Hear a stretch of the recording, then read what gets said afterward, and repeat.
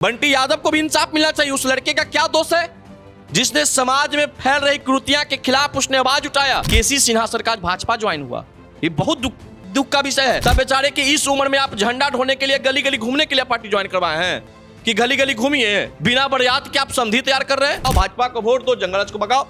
तो आज 20 वर्षों से तो जंगल राज के ही डर दिखा करके जनता का वोट लिया जा रहा है। लेकिन आप तो आए, चुनावी पिकनिक मनाए पटना में और फिर फौरन दिल्ली चले गए। मुझे विश्वास था कि आप आएंगे तो बेलौटी भी जाएंगे, लेकिन आप वहां भी नहीं गए। अब उसका सजा कौन भुगतेगा? ये बेचारा भोला भाला नीरज कुमार सिन्हा।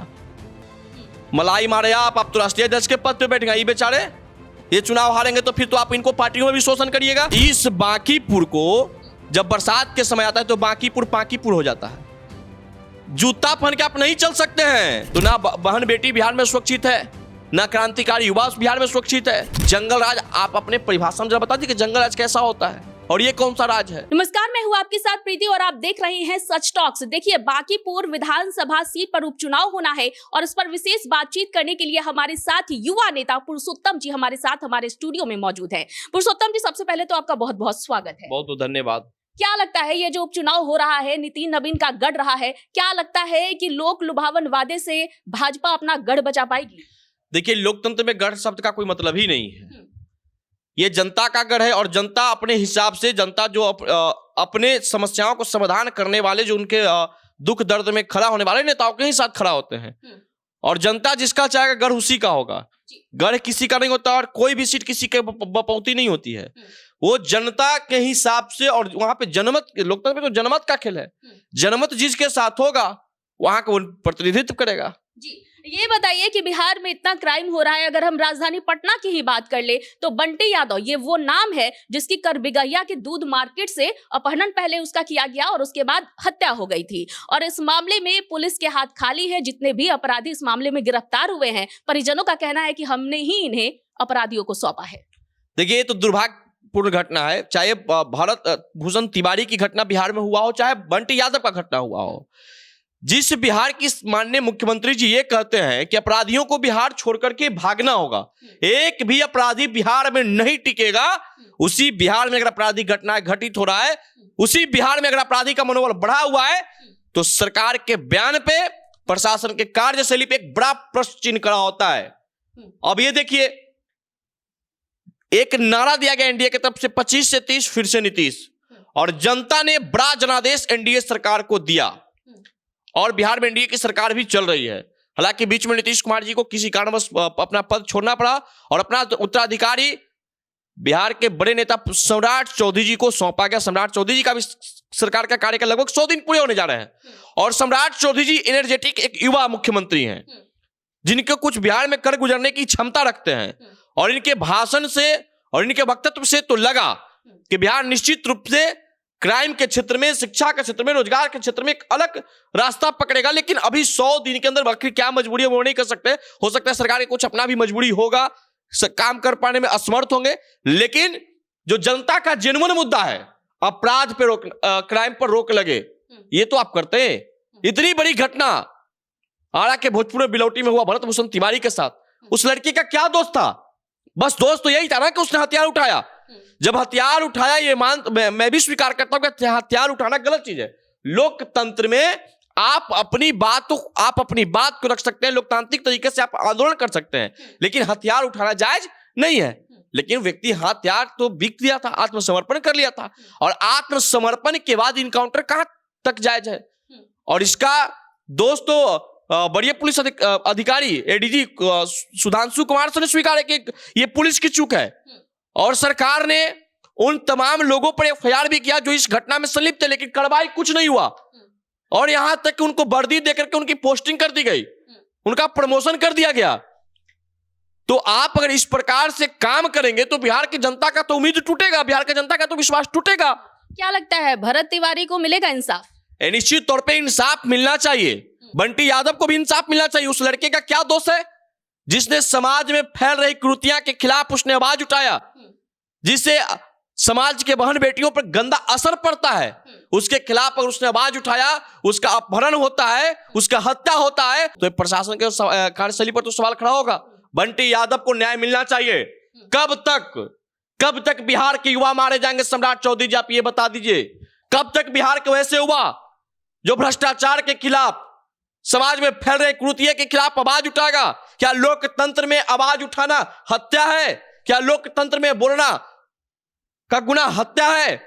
ये कब तक? ये बिहार की जनता का सवाल है, बिहार का युवा का सवाल। हम लोगों को भी भय लगता है, हम लोग भी आवाज उठाते हैं, गंदे नाली का, गंदे पानी का, टूटा हुआ सड़क का, भ्रष्ट सिस्टम का, भ्रष्ट अधिकारियों का। तो इसका मतलब हत्या करा दिया जाएगा?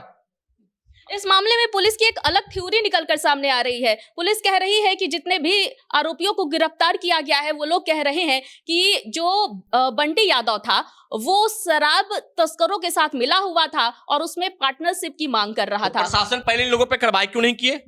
जब इतना बड़ा ये शराब माफिया है, शराब गिरोह है, तो प्रशासन की भनक नहीं लगी इसके ये गंदे खेल का? अगर लगा तो फिर इसको छोड़ा क्यों गया था? देखिए, कोई भी उस युवा जो आवाज उठाने के ही जुर्म में मारे जाते हैं, आप अपनी गलती छिपाने के लिए उसको पे गलती मत मढ़िए। क्या प्रूफ है, क्या एविडेंस है उसका? ये देखिए, हर बार पुलिस एक नई कहानी गढ़ती है। भरत भूषण तिवारी में भी कहानी पर कहानी गढ़ा गया। तो ये कहानी गढ़ने का खेल बंद करिए, गलती को स्वीकारिए, मुस्तैद रहिए। सरकार आपको वेतन देती है जनता के सुरक्षा के लिए, आप उस पे एक्टिव रहिए। नीट छात्रा जो मामला था उसमें भी यही हुआ था। पहले पुलिस की थ्योरी अलग थी, लेकिन अभी तक छात्रा को न्याय नहीं मिल पाया। ये देखिए, हमेशा हर घटना में, ये कोई एक दो घटना नहीं है, हर घटना में प्रशासन का चूक होता है। प्रशासन अपनी गलती को ना मानते हुए दूसरे पर ही मनगढ़ंत कहानी पर कहानी बनाते चले जाते हैं और घटना को दूसरे वे में मोड़ देते ताकि लोग अब न्याय मांगते रहे, आंदोलन करते रहे। जांच सौंप दिया जाता है, जांच लंबे वक्त तक चलता है, परिवार भी न्याय मांगते थक जाता है, युवा भी न्याय मांगते थक जाता है, कहानी खत्म हो जाती है। ये तो पुराना खेल चल रहा है बिहार में। लेकिन बंटी यादव को न्याय मिलना चाहिए, और बंटी यादव बांकीपुर विधानसभा की वोटर है। जिस विधानसभा के नेता, जिस विधानसभा के लोगों ने उन्हें राष्ट्रीय अध्यक्ष के पद तक पहुंचा दिया।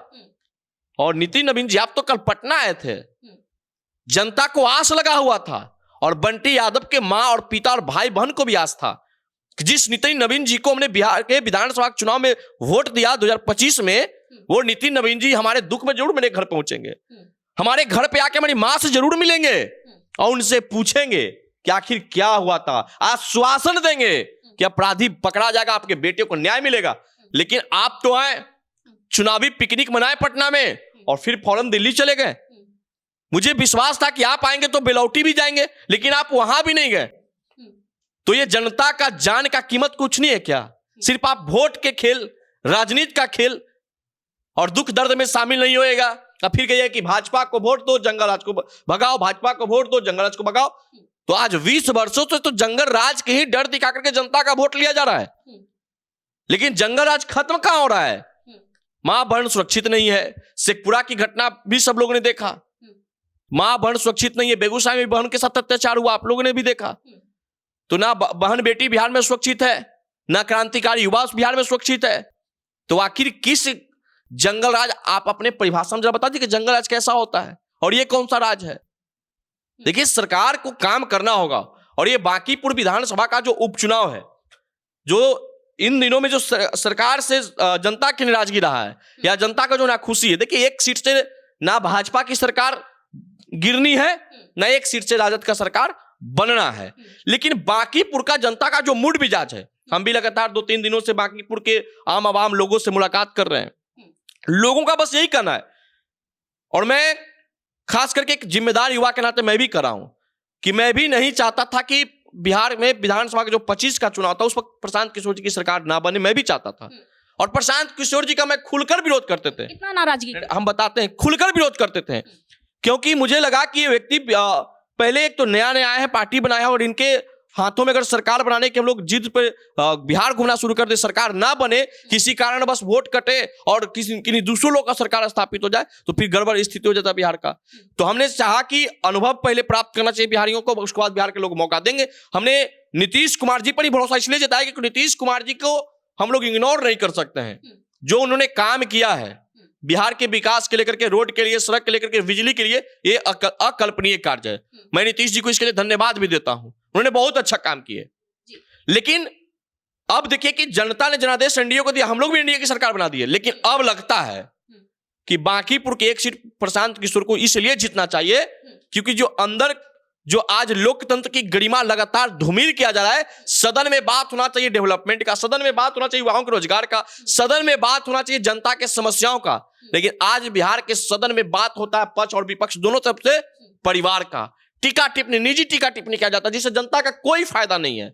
लेकिन जिस प्रकार से लगातार पटना के सड़कों पे या बिहार के हर सड़कों पे हर गांव में प्रशांत किशोर जी घूम घूम कर जो आवाज उठा रहे हैं डेवलपमेंट का, पलायन रोकने का, युवाओं को बिहार में शिक्षा मिली इस गति का, तो वो जो मीडिया के माध्यम से आवाज उठा रहे हैं, जन जन के बीच जाकर के आवाज उठा रहे हैं, अगर वही बांकीपुर की जनता अगर उनको चुन करके मौका देती है या बांकीपुर से विधायक बना करके सदन भेजता है तो ये बांकीपुर के ही गरिमा नहीं बचेगा, बल्कि एक बांकीपुर से चुने हुए विधायक के पूरे बिहार की लोकतंत्र की गरिमा को बचा सकते हैं। जो बात आज मीडिया के माध्यम से सकते हैं वो अगर सदन के पटल पे जाकर के रखेंगे तो सरकार को संतोषजनक जवाब देना होगा। अगर सरकार संतोषजनक जवाब नहीं देगी तो जनता भी देखेगा, आगामी चुनाव में जनता भी सबक सिखाने का काम करेगा। तो मुद्दे पे जो बात करेगा, जो सरकार के समक्ष मुद्दा रखेगा, काम की बात को रखेगा, तभी सरकार भी काम कर पाएगी, तभी लोग का भी काम होगा। अभी तो सदन के अंदर पक्ष विपक्ष जो जिस प्रकार से लड़ते हैं, लगता है कि गांव में जिस प्रकार से घर परिवार गोतिया का लड़ाई होता है उससे तो सदन में पक्ष और विपक्ष के लोग लड़ते हैं। तो मुद्दे पे बात करना होगा। देखिए ना, बिहार में इतनी बड़ी घटना घटा, चाहे भरत भूषण तिवारी की घटना घटा हो या बंटी यादव भाई का घटना घटा हो, विपक्ष गायब है, विपक्ष के नेता यूरोप घूम रहे हैं। तो जनता ने आपको जो जनादेश दिया है विपक्ष में बैठने का, उसका भी तो आप ईमानदारी पूर्वक निर्वहन करिए। आप जब विपक्ष के रूप में आप ईमानदारी पूर्वक निर्वहन नहीं कर पाएंगे तो जनता आपको कैसे मौका देगा सरकार में बैठने का? आपको चुनाव खत्म, यूरोप, सिंगापुर, दिल्ली, गुजरात, मुंबई, ये क्या है?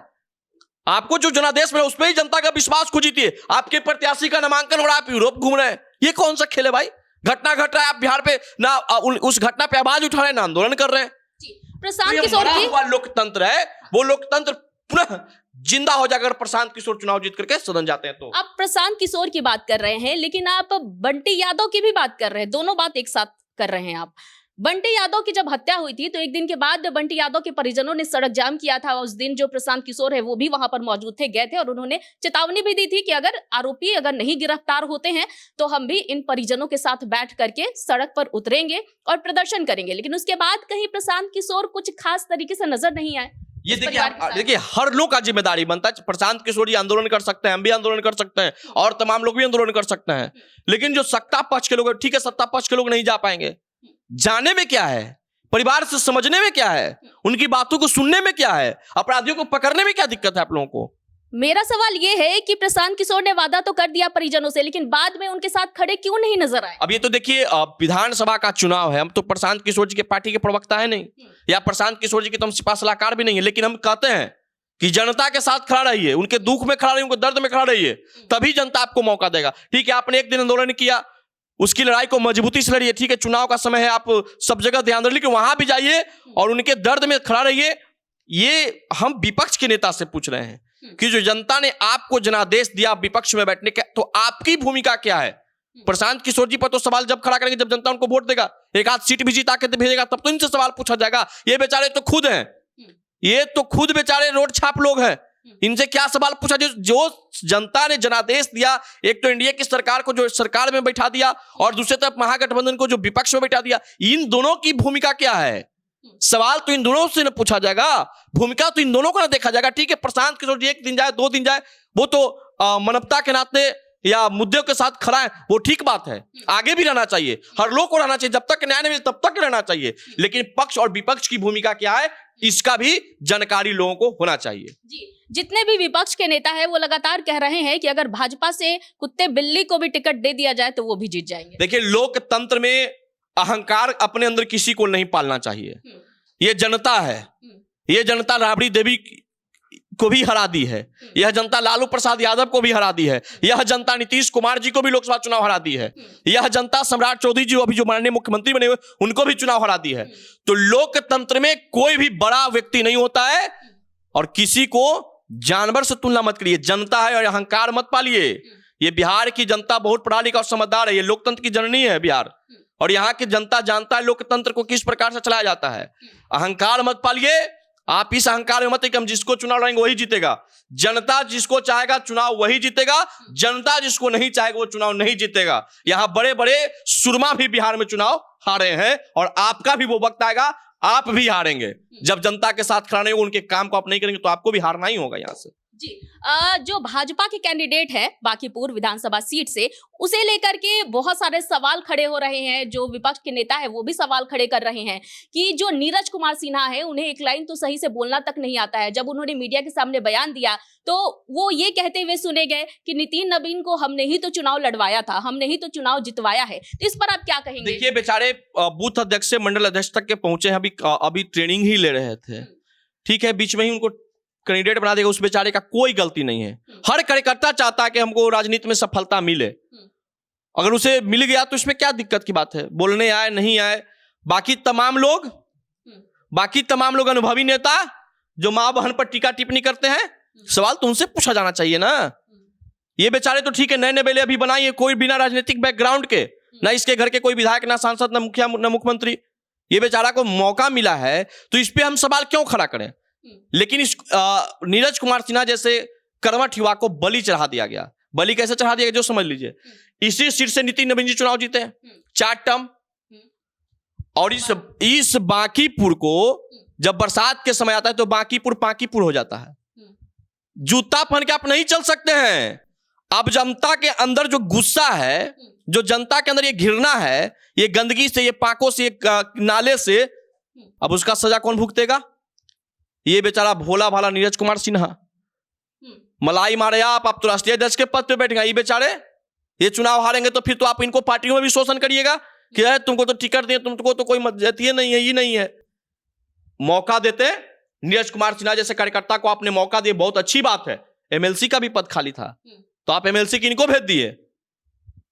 सब लोगों ने देखा, जग जाहिर है, लोकतंत्र के आज मालिक कौन बन रहे हैं सबने देखा। आज बेचारे हमें तो आज देख करके आश्चर्यचकित थे कि लोकतंत्र की क्या खूबसूरती है रे भाई।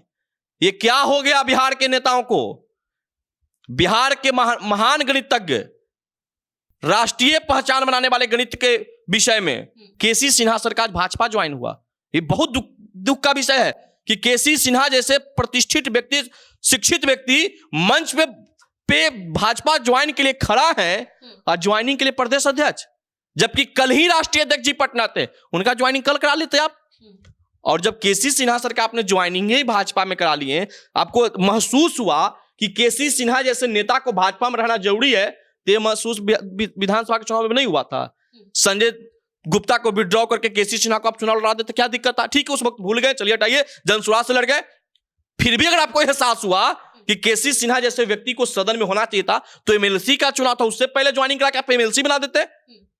तब बेचारे की इस उम्र में आप झंडा ढोने के लिए, गली गली घूमने के लिए पार्टी ज्वाइन करवाए हैं कि गली गली घूमिए भाजपा का झंडा लेके, बैनर लेके? कहा आप ज्वाइनिंग करवाए हैं बिना कोई मतलब का, बिना बरियात के आप संधि तैयार कर रहे हैं? ई कौन सी तुक हुई भाई?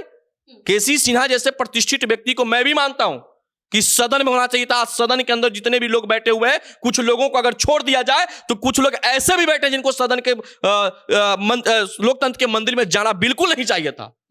केसी सिन्हा जैसे व्यक्ति को भेजना चाहिए था। 72 साल की उम्र में बेचारे को आप भाजपा ज्वाइनिंग कराए हैं कि अब बिहार से गली गली घूमिए, मोहल्ले मोहल्ले, बाट बाट घूमिए, और अपना जो वोट है वो बीजेपी को लाके दीजिए। बीजेपी की जो प्रत्याशी वो चुनाव जीतेगा, फिर 5 साल आप अरेस्ट करिए, और उसके बाद 5 साल के बाद तो आप चुनाव लड़ने लायक भी नहीं रहेगा। फिर तो उम्र का दिखाया जाएगा कि आपका उम्र हो गया, अब तो खत्म हो गया आपका। फिर ज्वाइनिंग का क्या मतलब है? सदन का सदस्य बनाइए। आपकी सरकार है और 22 राज्यों में आपकी सरकार है, कहीं से तो राज्यसभा केसी सिन्हा सर को भेज दीजिए। इस उम्र में बेचारे को क्यों लाए हैं पार्टी में? इसका क्या तुक है? जनता को बताइए। कयास तो वोट को साधने के लिए, जाति तो बिहार में जाति ही नहीं है। ये लोग अब कह रहे हैं कि महान गणितज्ञ, ये नहीं कह रहे हैं कि कायास्थ समाज के वोट जो नाराजगी है उसे मोहने के लिए। बेचारा बताइए, कुम्हरार के जो कायास्थ समाज के लिए पटना में 2 सीट न था, एक बांकीपुर, एक कुम्हरार भी आप कायास्थ समाज से ठग लिए। तो इस सवर्णों को थोड़ा हल्का बहुत थोड़े भाजपा ने धोखा दिया है। सवर्णों ने भाजपा को बोला आई लव यू, और भाजपा ने सवर्णों को बोला आई हेट यू। चाहे यूजीसी का कानून आप देख लीजिए, भरत भूषण तिवारी की आप हत्या देख लीजिए, और बाकी कुम्हरार का सीट छीना गया, जहानाबाद का सीट साजिश के तहत लोकसभा छीना गया। कई ऐसे उदाहरण हैं जिसने भाजपा हमारे खिलाफ कितनी बड़ी साजिश रचा है। कैलाशपति मिश्र जी जो भाजपा का भीष्म पितामह थे, उनके योगदान को नहीं भूल सकता है लोग।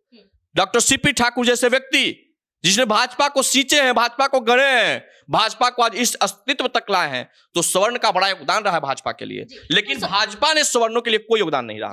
पुरुषोत्तम जी, ये सवाल मेरा है एक आपसे, बिहार में लगातार एनकाउंटर पर एनकाउंटर हो रहा है। एक तरफ बिहार के पूर्व मुख्यमंत्री नीतीश कुमार को लेकर लगातार बिहार के वर्तमान मुख्यमंत्री सम्राट चौधरी ये कहते हुए नजर आते हैं कि जो बिहार में सुशासन का राज्य नीतीश कुमार ने स्थापित किया है, हम उसे आगे बढ़ाएंगे। अपराधियों को लगातार चेतावनी पर चेतावनी दे रहे हैं, बावजूद बिहार में जो अपराध है वो थम नहीं रहा है और एनकाउंटर हो रहा है।